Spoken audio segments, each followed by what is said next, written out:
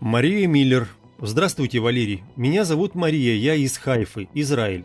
У нас тут возле моря накопали старое поселение с датировкой до нашей эры. Там есть одна мозаика с буквами, уж очень на русские похожи. Начинаю читать историю Хайфы, а там вообще пишут. Следы древнейшего поселения на территории Хайфы обнаружили в месте Тель-Абу-Хуам. Оно было маленьким портом, основанным в начале XIV века до нашей эры, и существовало до эллинистического периода. Накануне первого крестового похода Хайфа описывается как важный и хорошо укрепленный город. До османского завоевания в 1516 году Хайфа была заброшенной деревней. Хайфа стала возрождаться в начале 17 века благодаря расширению торговли между Европой и Арец-Исраэль. Я так и не смогла толком понять, кто же мог расписывать цветной мозаикой полы в маленькой разрушенной рыбацкой деревне или в изначальной крепости в военное время. Зачем арабам, туркам или тем же крестоносцам у себя на полках выкладывать буквы Ш, Ф и вроде как буквица Пси есть, и А как Аз написано. А про сами раскопки вообще ничего внятного не нашла, только общая информация. Да, спасибо, Мария, это еще один факт в копилку, который подтверждает, что в недавнем прошлом всея Русь была планетарного масштаба. Сан-Туцио. Комментарий под роликом «Римское право». Проверил свою платежку по фискальному документу. Получилось США и Канада. Следующий шаг: проверил QR-код квадратный под фискальным документом. И, как и ожидалось, там тоже получилось то же самое. США и Канада. Думаем сами и решаем сами, куда мы посылаем свои платежи, кого конкретно мы снабжаем и финансируем. Скорее всего, это иностранные государства, входящие в НАТО. И при этом они открытые враги нашей страны, будь то СССР, РСФСР или Российская Федерация, Раша. Ингрейс. Неужели никто не ощущает, как по телу что-то щиплется или то там, то сям чешется? Думаете, у всей страны дерматит? Возьмите увеличительное стекло и рассмотрите эти места. Увидите квадратиками QR-коды, особенно над бровями, над квадратиками можно рассмотреть 666. Многие это уже увидели, прозрейте и вы. О боже ты мой, неужели? Обратите внимание, в новостях особо заметные квадратики QR-коды на лицах людей ретушируют тупым размыванием. Получается забавная картинка, весь кадр в фокусе, а лицо одного человека размыто. Посмотрите послание Владимира Путина, там сидят люди с квадратиками QR-кодов на лицах, а над квадратиками 666. На экране ТВ в некоторых кадрах эти квадраты видны великолепно, присмотритесь. Ох, Ингрейс, ну почему же ты не наделал скриншотов-то, а? Люди, возьмите увеличительное стекло и посмотрите на эти картинки друг у друга, особенно чело над бровями, у многих это вызывает шок. Не все люди готовы служить сатане, даже среди полицейских есть те, кто считает себя православными. Так, ну это, ребята, вам самим решать, это религиозный бред. Либо берете увеличительные стекла и давай себя друг друга рассматривать на предмет поиска 666. Про атмосферное электричество. Вы думали про украшение елок? Я имею в виду наконечник елки. Он выглядит точь-в-точь то самое, что вы рассказываете. А сами ветки – распределитель, как пагода. И традиция украшать елку – это не языческий праздник и не христианский, а сбор энергии. Да, по-моему, интересная идея. Наши предки знали, как собрать электричество и использовали елку как природный инструмент. Несколько проводков, газоразрядные лампы и сбор энергии готов. А мы это помним как традиции наших предков, и вот наряжаем елку, ставим наверх звездочку и подключаем ее к электричеству. Комментарий пользователя простыми словами под видео о засыпанных городах. После этого видео мне почему-то вспомнилось, как в первом классе, это был 1974 год, рядом с нашей новенькой школой в новеньком еще строящемся микрорайоне были кучи глины, из которой мы легко откапывали маленькие фигурки, очень похожие на древние амфоры разной причудливой формы, красивые и правильные желтоватого цвета.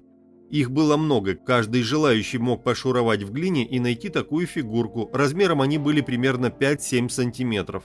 Тогда я очень удивилась красоте фигурок, но поскольку все это воспринимали как обычное дело, я успокоилась и больше не думала о их происхождении, да и было мне всего-то 7 лет. Не знаю, из чего эти амфоры были сделаны, но они легко рассыпались, если их сильно бросить об асфальт. Именно рассыпались, а не раскалывались. Место этих находок – город Минск, недалеко от проспекта Рокоссовского. Антонина. Посмотрела ваше видео на YouTube с присланными артефактами и так далее. Вот решила тоже прислать фотографии, то, что мы увидели с мужем собственными глазами. Мы живем в Одессе, Украина. В июне 2014-го спускались по лестнице из местного санатория к морю. И вдруг увидела это, достала срочно камеру и начала фотографировать. Это был год начала военных действий на Донбассе. Но ведь явно, что это не просто облака. Меньше тянет назад и что-то в руках держит большой. Дмитрий Новиков. Добрый день, Валерий. Увидел, что вы собираете разные артефакты от подписчиков и решил тоже скинуть пару своих, ибо не знаю, куда еще их отправить. Все, что мной снято, происходит на юге Испании в городе Марбелья. Итак, первое. Заснял непонятное кольцо в небе год назад. За пару минут до начала съемки кольцо было замкнутым и ровным, а также было видно, как в него потихоньку затягивают рядом проходящие облака. Второе. Когда отвозил ребенка в садик, заметил, что на небе непонятный черный след, по которому летит самолет. Первый раз такое вижу. Причем этот темный след находится перед самолетом. Может быть, вы знаете, что это? Размытые облака – это следы от самолетов. По мне, так явные химтрейлы, так как уже вечером все небо было затянуто ими. Да, вы абсолютно правы, нас ими травят как могут, и как вы сказали в недавнем видео, именно когда небо ясное. Еще такая вещь, с 2021 года у меня появляются приступы кластерных головных болей. Это очень похоже на мигрень, но только боли реально суицидальные, и лечения как такового нету, только мощнейшие болеутоляющие. Оно, конечно, помогает, но в голове явно чувствуешь, что боль-то пропала, но внутри пульсации остались. Нос заложен, и слезы там текут из глаз. Самое интересное, что приступы приходят только 2 раза в год, в одно и то же время, весна и осень. И длятся они ровно в течение 2 недель, потом пропадают. И как-то я наткнулся на чье-то видео на ютубе насчет химтрейлов, где автор говорил, что эти химтрейлы начали замечать на территории Европы и России с 2007 года. И тут меня осенило, что ведь именно в этом году, мне было 21 год, что, возможно, мои приступы происходят именно из-за них. В общем, долго я не парился и решил проверить. Заказал себе 2 баллона кислорода и дождался следующего приступа. Вы не поверите, боль ушла за 2 минуты. Мышление стало намного быстрее, и ощущение возникло, что мои мозги начали работать на 50% быстрее. Соответственно, также меня доперло, что нас травят разными препаратами, ибо химтрейлы продолжаются, но голова не болит. Зато начинается эпидемия гриппа по всей территории Европы и России. Я всегда задумывался, почему грипп приходит так резко и сразу и накрывает большую часть населения. Как так-то? Но ответ пришел сам собой. Как ни прискорбно думать, но такое ощущение, что это новый вид войны. Вот вы сами подумайте, никаких затрат. Никаких жертв среди личного состава люди не видят и даже подумать не могут, что их реально травят. Самолетик пролетел, распылил и улетел. И непонятно, чей это самолет. Было видео, как один из таких самолетов, пролетая, огибает непосредственно все побережье, как бы маневрируя специально так, чтобы сбросить все химикаты непосредственно на головы людей. Чем дальше от побережья, тем меньше народу и смысла пролетать там нету.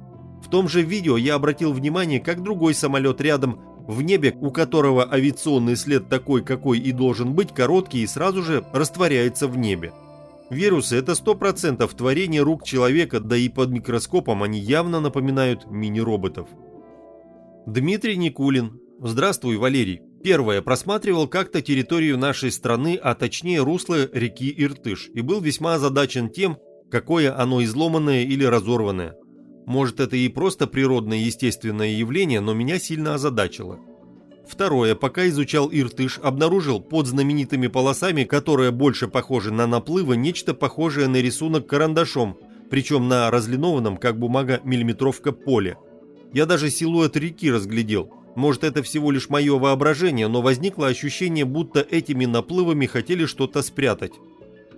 Но по этим наплывам я могу сказать то, что это следы селя, потопа. Вот там, где эта разлинованность осталась, сель туда не дошел. По этим наплывам прямо можно изучать, как шел потоп. Расчерченные квадратики – это следы прошлой цивилизации. Таким образом, они расчерчивали лесные массивы незарастаемыми просеками. Это мое такое мнение. Фазан Кавес. Современный гаджет заметили на картине 19 века. Бывший шотландский госслужащий Питер Рассел заметил на картине австралийского художника Фердинанда Георга Вальдмюллера 1860 года название картины «Ожидаемое». iPhone в руках женщины. Об этом пишет Motherboard. На картине девушка внимательно смотрит на некий предмет в руках. Экс-служащий подчеркнул, что сейчас точно так же себя ведут молодые люди, не отрываясь от своих смартфонов. Девушка на картине Вальдмюллера не играет на своем iPhone X, а идет в церковь, и в руках у нее маленький молитвенник, поспешил рассказать исполнительный директор австрийского арт-агентства Геральт Вайнполтер. Шудон. Пересмотрел все ваши видео из рубрики «От подписчиков». Простите, не могу подписаться. Я этнический уральский казак и живу на самой западной Украине. О как, да? Я вас беспокою по очень простому и в то же время не имеющему научного ответа вопросу. Но ответ мне дал мой покойный отец, и так-то по существу. Первое. Отец рассказывал, что вся пища после желудка расщепляется на всякую туфту. Но кишечник всасывает только глюкозу, и все. Организм по мере надобности перещепливает глюкозу в жир или белок, и наоборот. Говорит, и формулы органические на доске писали. Организм делает это за доли секунды, а лабораторно сделать не могут. Так что все эти диеты – это развод на бабло. Если то, что написал Шудон, действительно так, то получается, сыроеды-то совершенно правы. Достаточно яблочко скушать, и организм во все необходимое перещеплет эту глюкозу. А нам же объясняют, что нужно есть белок, а без белка мы умрем и так далее. В общем, тут есть над чем подумать. Видимо, еще не так давно не все было запрещено, что официально знать сейчас нельзя. Второе. Слушал как-то по радио в прошлом году, что какой-то датский ученый открыл новый орган – брызжейка, но еще не знают его предназначения. Почему простой русский зоотехник это знал более 20 лет назад и рассказывал принцип его работы, этот орган перемещает содержимое кишечника и, немаловажно, газы, иначе они бы собирались в верхних изгибах кишечника и мы бы летали. Дмитрий Кабицын. Ребята, кто расскажет, почему в высокогорном Алтае и в Тибете Луны 15 дней и ночей на небе нет? Кто разгадает эту загадку, тот не живет в иллюзорном мире. Его спрашивают, что значит нет Луны 15 дней и ночей, откуда сведения? В 2010 году я с подругой путешествовал по высокогорному Алтаю в течение месяца с 1 по 30 июня и сам наблюдал небо. Я с детства увлекаюсь астрономией и астрофизикой. Примерно с 10 июня я обратил внимание, что в небе нет Луны. А числа 15-го ночью я встретил местного казаха. На Алтае живут алтайцы, казахи и немного русские. И первый вопрос я ему задал: на планете Земля я нахожусь или где? А он отвечает: не знаю. И еще спросил, почему я в этом сомневаюсь. А я ему говорю: Луны уже дней 10 не наблюдаю. А он отвечает: сколько я здесь живу, всегда так было, каждый месяц из года в год Луны нет на небе с 10 по 25 число. Вот так вот. А я уже ходил и думал, что мы прошли какой-то портал и сейчас на другой планете находимся. Я его спрашиваю: почему здесь так? Он отвечает: не знаю, и пришлось мне эту задачку самому решать. Правда, я вспомнил выражение тибетских и индийских йогов: жители долин живут в иллюзорном мире. И еще вспомнил книгу одного тибетского ламы, Лобзан Крампа. В этой книге он как раз про Луну писал, мол, Луна в Тибете светит по-другому. После этого его высказывания я засомневался в правдивости его историй. Но после того, как сам побывал на высокогорном Алтае, мысленно перед ним извинился. И 25 числа я увидел Луну. Антон Горбылев под видео «Глина с неба». Если большие объемы мелкодисперсной глины падали с неба или нанесены волной потопа или принесены таянием снега после ядерной зимы, неважно, то это может являться разгадкой для вопроса о массовом кирпичном строительстве. Во многих статьях и роликах альтернативных историков прослеживается некоторое недоумение по поводу объемов кирпичного строительства в XVIII-XIX веках. Вроде как накопать столько глины и обжечь в кирпич было непосильно для общества того времени, но если мелкодисперсная глина валялась повсюду на поверхности, то проблема решается легко. Даже сейчас известно, что чем мельче фракция глины, тем легче она затвердевает при обжиге, а некоторые типы глины накрепко затвердевают на воздухе даже и без обжига. И опять же к вопросу о прочности старинного кирпича. Если вы кладете кирпич из нанопорошковой глины на раствор с нанопорошковой глиной, то не стоит удивляться, что эти здания простояли бомбардировки обеих мировых войн 20 века. Запросто стоят и не качаются, полностью лишившись кровли и всех перекрытий всех этажей. В моем городе такие руины до сих пор стоят посреди города, только фасад стоит, не качается и не разваливается. Ведь по сути своей получается практически монолитный. Не записал автора, кто-то прислал ссылку на артефакт в Google картах. Вот такие интересные вещи. Как будто прямо напечатали принтером на земле. Я посмотрел размер, вот стороны примерно, вот так примерно метров 70 на метров 40. Вот эти квадратики. Ну, не такие уж и большие. Занимало это вот такую площадь. Ровненько так. Вот река текла. В принципе, вот старое русло реки и эти поселения огибали, рядом вдоль реки стояли. Да, очень похоже, что это как раз допотопное поселение. Сейчас посмотрим, где оно находится.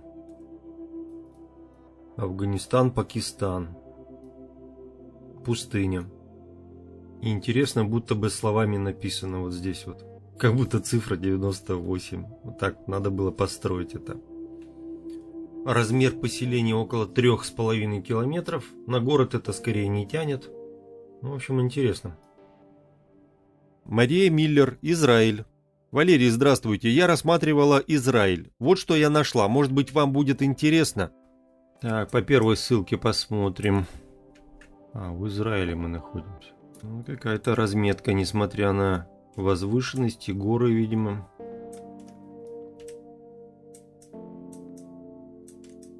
Смотрим следующую ссылку.